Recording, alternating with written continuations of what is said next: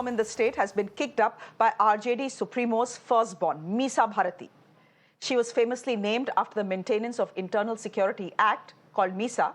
So many say she's the daughter of emergency. And now she has threatened the Prime Minister with what the then Indira Gandhi government did to her father, that is to put him in jail. The RJD candidate from Patliputra is saying that if the India bloc comes to power, then all BJP leaders, including the Prime Minister, will be put behind bars. जब आते हैं वो हमारे परिवार पे आरोप लगाते हैं भ्रष्टाचार का। जानते हैं कितना बड़ा भ्रष्टाचार है। अगर देश की जनता ने कहीं हमें मौका दे दिया इंडिया गठबंधन को, प्रधानमंत्री से लेकर के जितने भी भाजपा नेता हैं जेल के अंदर बंद हों। क्या हो गया मीसा भारती को? शर्मिंदगी की पराकाष्ठा है। जिनके पिताजी चारा घोटाले में कन्विक्टेड हैं, वो मोदी जी ऐसे देवता तुल्य ईमानदार नेता पर इस तरह की शर्मनाक बात करेंगे? प्रधानमंत्री पद पर बैठे हुए हैं ना वो। मीसा जी कृपया करके इस तरह की अमर्यादित टिप्पणी न करें। आप परिवारवाद करेंगी, पूरा परिवार भ्रष्टाचार में आकंठ डूबा रहेगा और प्रधानमंत्री को धमकी देंगी और दिन में सपने देखना बंद कर दीजिए। A quick chat with my guest this evening. Arvind Kumar is spokesperson of the BJP. Chitranjan Gagan is spokesperson of the RJD. Chitranjan Gagan ji, politics में भी मर्यादा होती है। खैर हम वोटर्स जो हैं हमें तो नहीं लगता होती है, लेकिन पॉलिटिक्स में भी एक मर्यादा होनी चाहिए, एक नैतिकता होनी चाहिए। आप मतलब आप किस बेसिस पे बोल रहे हैं कि इंडिया ब्लॉक अगर पावर में आएगी तो सीधे प्रधानमंत्री मोदी को जेल भेज देंगी? For what?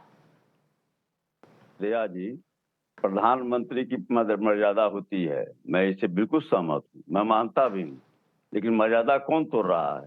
क्या प्रधानमंत्री जी से ऐसे शब्दों की अपेक्षा की जा सकती है कि पार्लियामेंट में एक महिला सांसद को सुपनेका कहें? क्या प्रधानमंत्री से अपेक्षा की जा सकती है कि किसी को कांग्रेस की विधवा कहें?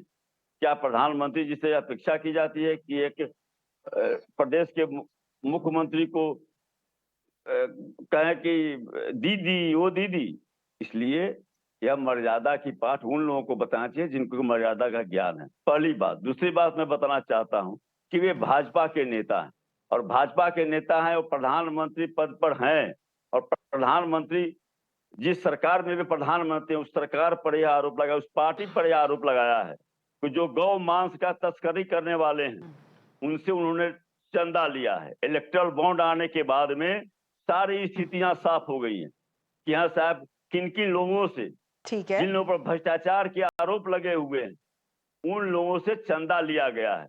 या क्या यह जो है सो भ्रष्टाचार नहीं है? तो भ्रष्टाचारियों को, जिस पर आप खुद भ्रष्टाचार के आरोप लगा रहे हैं, वैसे भ्रष्टाचारियों को आप संरक्षण दे रहे हैं। यह भ्रष्टाचार नहीं है। भ्रष्टाचारियों को संरक्षण देना, जो जिस दवा कंपनी के दवा को सर्टिफिकेट नहीं मिला है, उस दवा कंपनी से जीवन का सवाल है, आदमी के जो है जिंदगी से जुड़ा हुआ है, उससे आप चंदा ले रहे हैं। क्या यह भ्रष्टाचार नहीं है? क्या जो है पीएम केयर फंड जो है, आप उसकी जो है आप बना दिए, आप जानकारी नहीं दीजिएगा पैसा कहाँ से आ रहा है, कहाँ जा रहा है, कोई जानकारी नहीं। गगन जी, लेकिन आरोप लगाने से पहले आप अपना दामन भी तो देखते हैं ना। गगन जी, आरोप लगाने से पहले आप अपना दामन भी तो देखते हैं। आप अपने पिताजी की हिस्ट्री देखिए, आप अपनी हिस्ट्री देखिए कि आप भी अक्यूज्ड हैं। लैंड फॉर जॉब स्कैम में रेड्स आप पे भी हो चुकी है।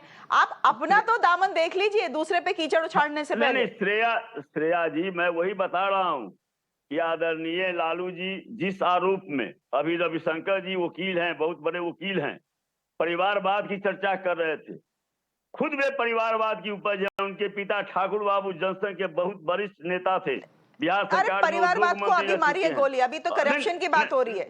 करप्शन पर मैं बता रहा हूं, करप्शन की बात हो रही है। करप्शन की बात करिए स्पेसिफिकली। लालू जी थे ना जेल में चारा घोटाले में, ऐसे ही तो नहीं गए। मीसा भारती पे है ना एलिगेशंस, तो मैं कह रही हूँ अपना दामन भी देख लीजिए।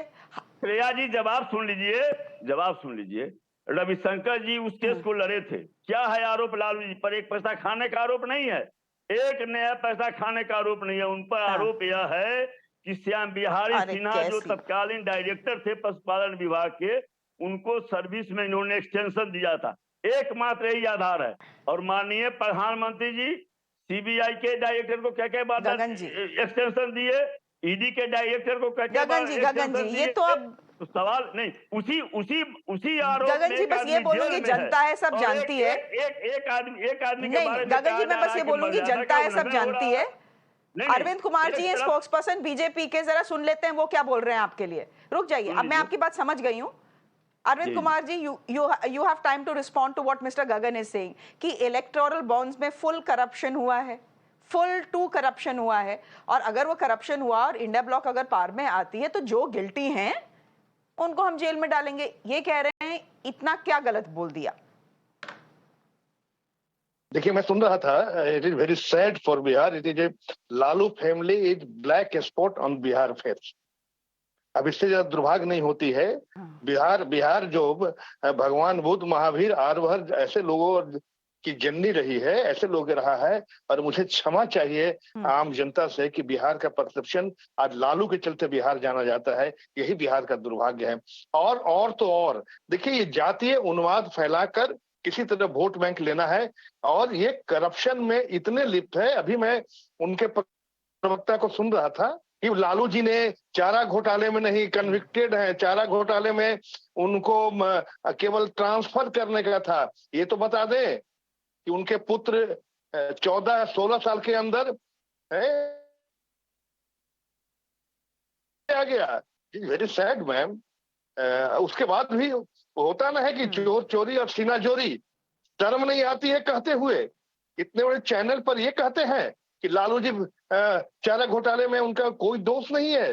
अरे जब कोर्ट ने कन्विक्ट कर दिया, आप सजा याफ्ता हो गए, आप चुनाव लड़ने के लायक नहीं रह गए।